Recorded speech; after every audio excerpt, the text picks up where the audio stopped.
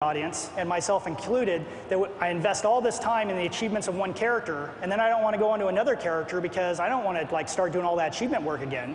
Well, once we have real life ID, you're actually going to be able to just see an achievement score for your entire account. And then you don't feel kind of that pressure of staying on the same character because you already did all those achievements.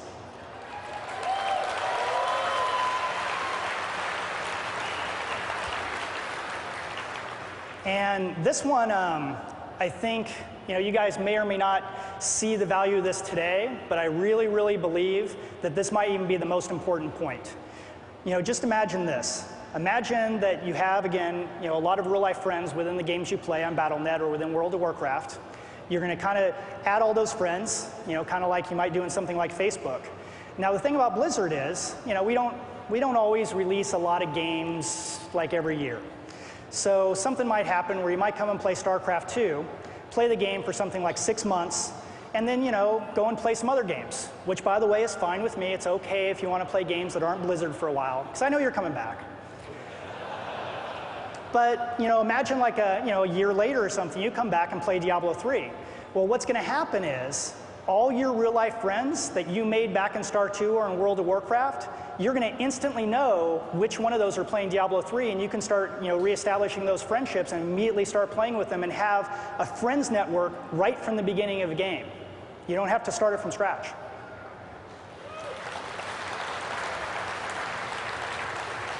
All right, so now I'm going to show you kind of some screens just so it kind of makes a little more sense. So this would be an example of what your friends list might look once you actually have some real life friends added to it. So your real life friends would be at the top, and you still have the character friendship. So this doesn't replace character friendship at all. So you can still have all the same systems you have today, but you kind of have this additional kind of more powerful functionality. So you can see like this is an IM chat that I'm having with Greg. What's he talking about there? Oh, he wants to run heroics. So, and this is a good example of how it kind of, again, kind of crosses games where, we can be in Star 2 and we can kind of be talking about running something within World of Warcraft. So we also have this concept of toast. So if you look in the bottom right and the bottom left-hand corner, my good friend Dustin Browder is come online, so I know he's come online. And we have this concept of a broadcast. And the way the broadcast works is a little bit like you might see like broadcast work in social networks. And this is an example of how I actually think people are going to use them. So Dustin's actually playing Star 2, but he's asking if anyone's up for some heroics later in WoW. So that'd be something then if you're in WoW or you're playing Diablo 3 or you're playing Star 2, you'll be able to tell all your friends what you really want to do.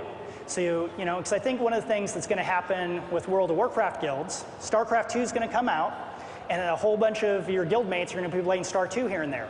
But they might actually want to be able to go to the next Nax run.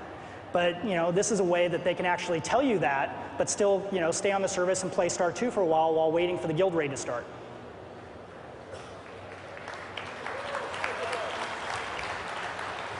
And here's the example of what the friends list is going to look like in World of Warcraft, because we're also going to be making the changes into WoW to reflect real life friends.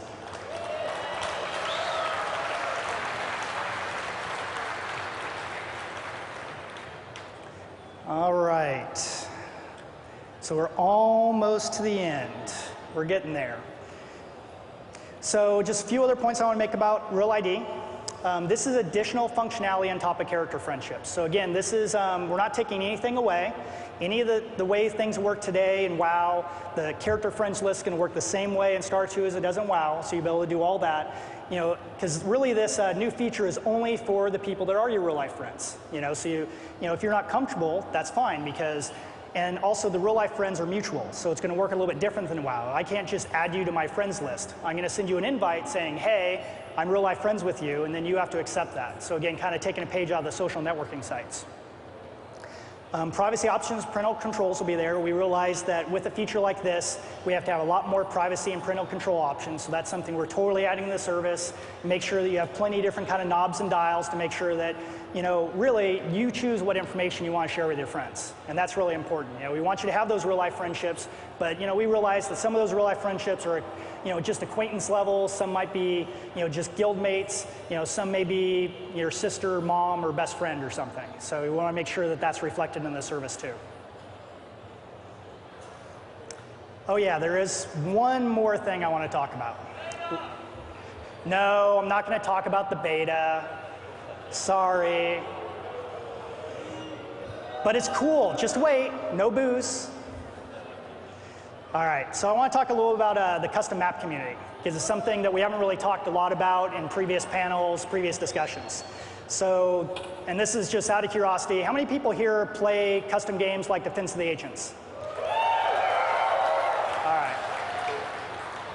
So quite a few people, so you know like how vibrant that community is. And the thing that's really amazing about the custom game community, and we did not see this coming, is about 2 years after Warcraft 3 was out, the popularity, you know, like where people actually played games shifted from playing Reign of Chaos or Frozen Throne to actually playing custom games. So it was really interesting to kind of see, you know, like maybe when we first shipped Reign of Chaos, like 99% of the people were playing Reign of Chaos. And then over time, that percentage slowly shifted to custom games because the mod community were making such amazing maps and experiences in games.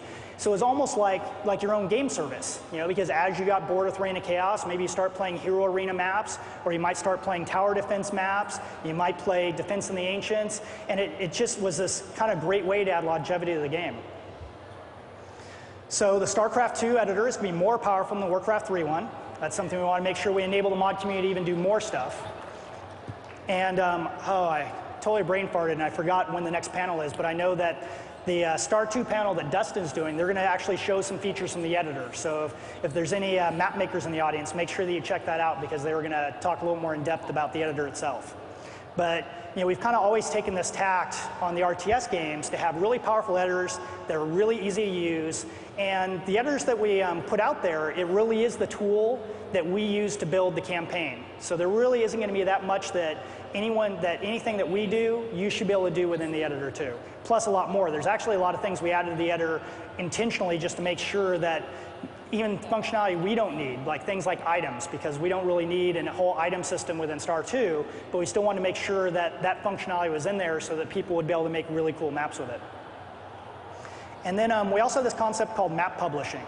So map publishing, going all the way back to that always connected experience idea, one of the things that's really cool is once you actually make a map, you can publish it up to the service, and from right there, make it so everyone can get a hold of it, which has a few different really cool ramifications.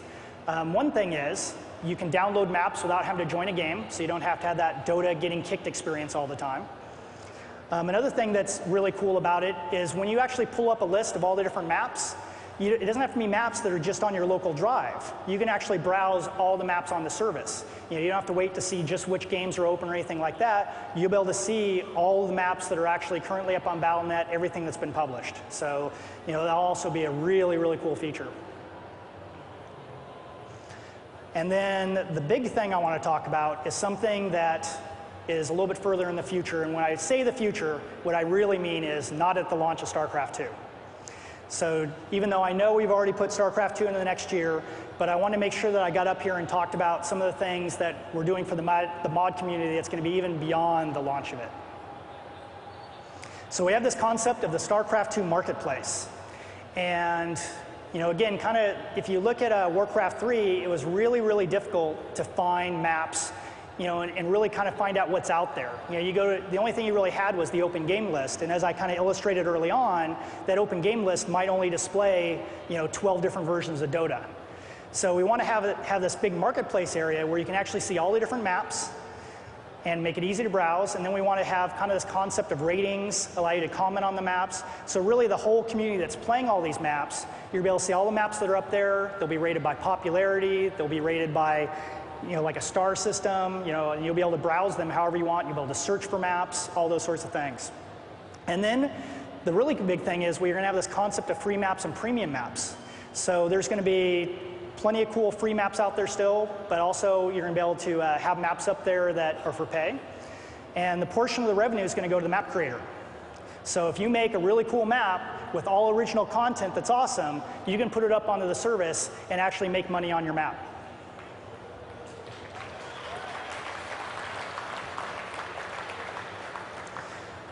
So the question might be raised, why would we want to do something like this?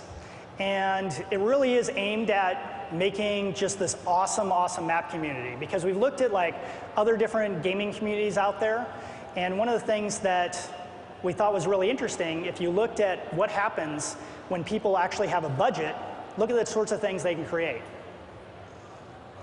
You know, because if you look at something like Warcraft 3, all the mods are really cool, but almost all of them were really just using assets that we'd already created, because no one can go out there and hire a bunch of artists and programmers to do all new assets, because you're just, you know, doing that for free.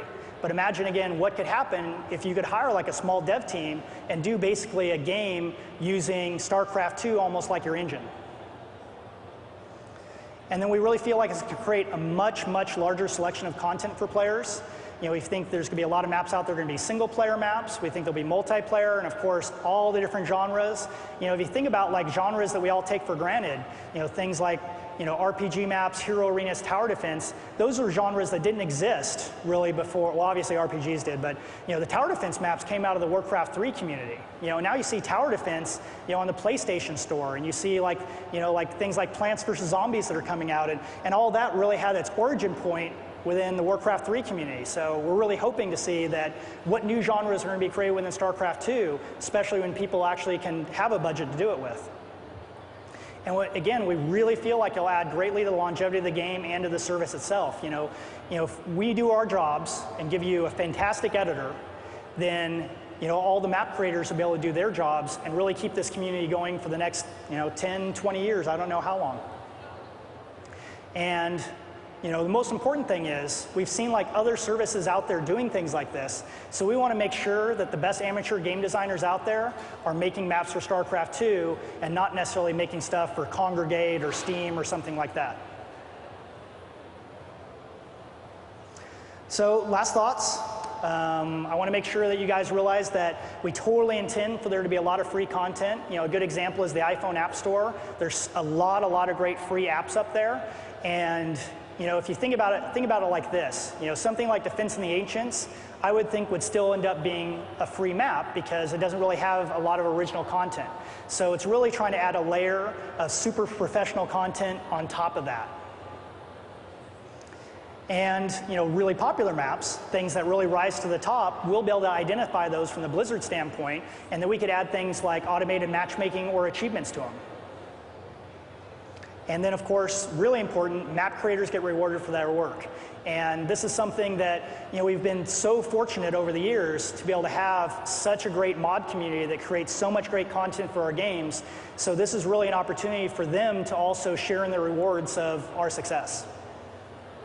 And you know, this is kind of the most important thing. Anyone here that wants to do it, please start getting prepared to make some awesome maps. And that's really the reason why we're announcing this today before we're even launching Star 2, because we want to give you that head start. We want to give you the head start to start thinking about ideas, you know, start getting teams together, your friends together, because it takes a long time to make an awesome game. So here's your head start. And thank you very much.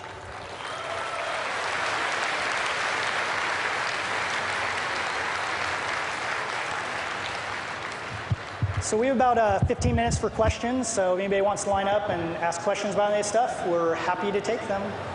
Looks like we have some time for questions. So if you guys do have questions, please come to the middle aisle and form a straight line here. Go ahead. That's okay. It's about XML web services where you can expose data for like fan sites to Hi, I'm an engineer for a social networking gamer type site, and in addition to our site, there's a nice wealth of great fan sites and add-ons for forums, people putting together their clan. Will there be any plans for XML feeds or web services so that we can put together add-ons for our forums or Facebook apps or really cool ways to sync data from a number of different sources in addition to the new Battle.net services? Do you want to take that one, Greg? Sure. Yeah, and as part of our commitment to connecting the Blizzard community, we have a lot of great ideas around, and what you're talking about is definitely on the list of the types of things we'd like to do to extend the reach of the Blizzard community beyond just Battle.net and the Battle.net interface and into social networks. We don't have anything specific for ship, but we do have some pretty aggressive plans in that area post-ship. Yeah, so the real